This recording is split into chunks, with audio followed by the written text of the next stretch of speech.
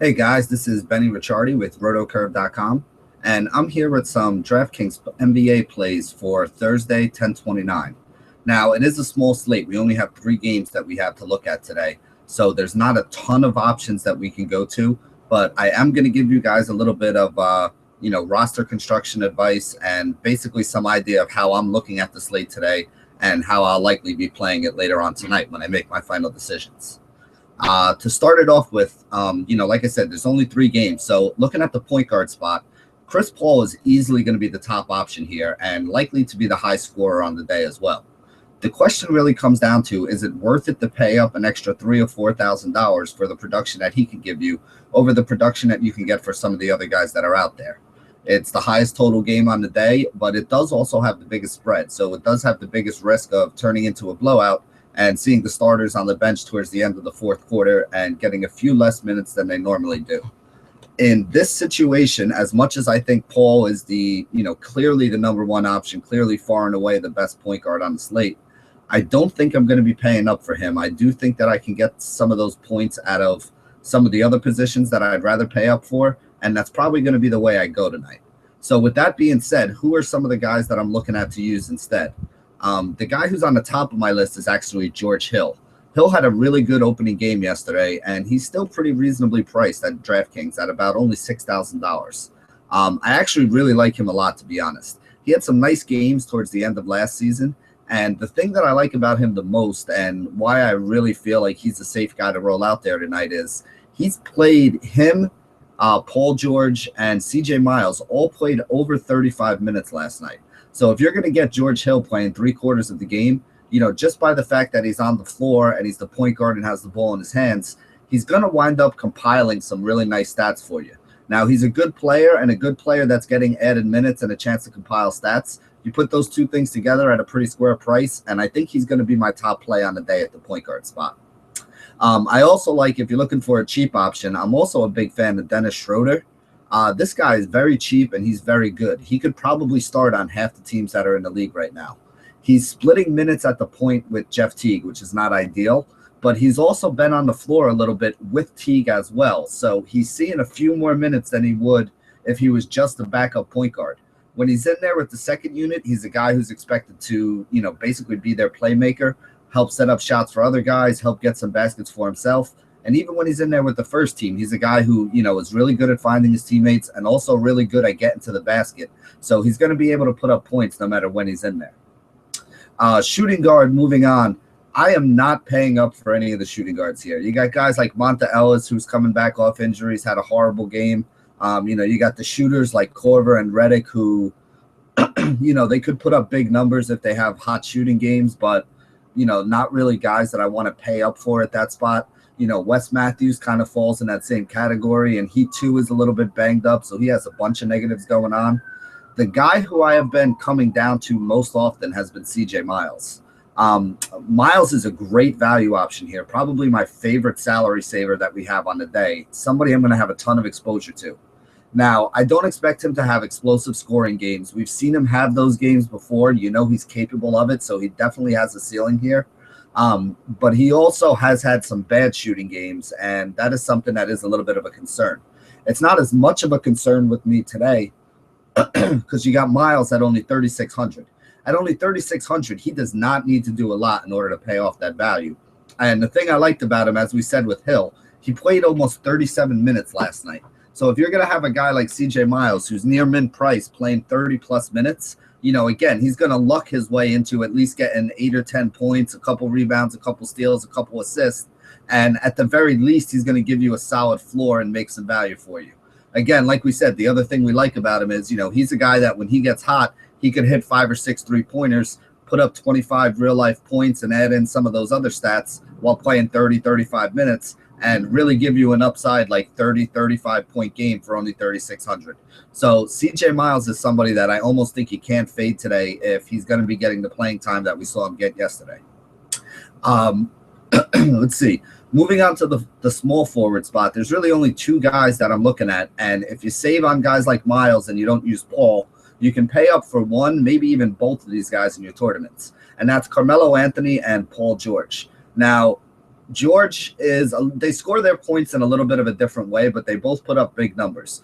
Paul George will get you, a decent amount of points, 12 to 18 points a game, but he gives you so many rebounds, so many assists, he blocks some shots, he gets some steals. He's a guy that can just absolutely fill up a stat sheet. Now, if you remember, last year he was hurt for most of the season, but 2 years ago he was one of the top fantasy options, top players, period, in the NBA. I mean, he was a top 10 player, and not many people would have given you an argument. He got hurt going and playing with the Olympic team as, basically one of the best players that we have to offer in America. So it's not like this guy hasn't done it before and doesn't have the ability to do it again. He seems like he's pretty healthy right now, and he's playing big minutes. He played 36 minutes last night. So if he's going to be playing those big minutes, getting that kind of production, I definitely think he's somebody that's worth paying up for. Melo, on the other hand, is somebody who gets most of his points just from straight scoring.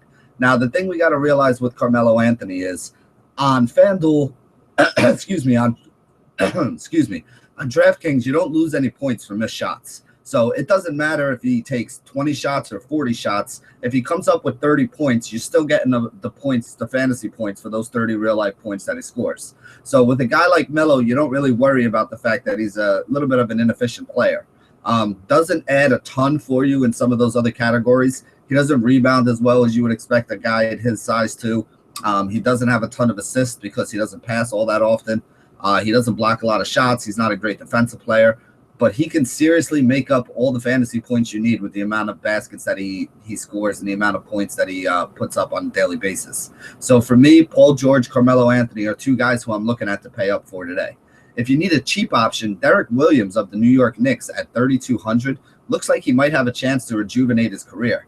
This guy was expected of him. He was a high draft pick a couple years ago, has kind of bounced around the league to a couple teams, was involved in one or two trades, and now he's actually getting a chance to play basically every day. With him playing every day and being able to put up some points, I definitely think that he's a really good option to look at if you need a salary saver at only 3,200.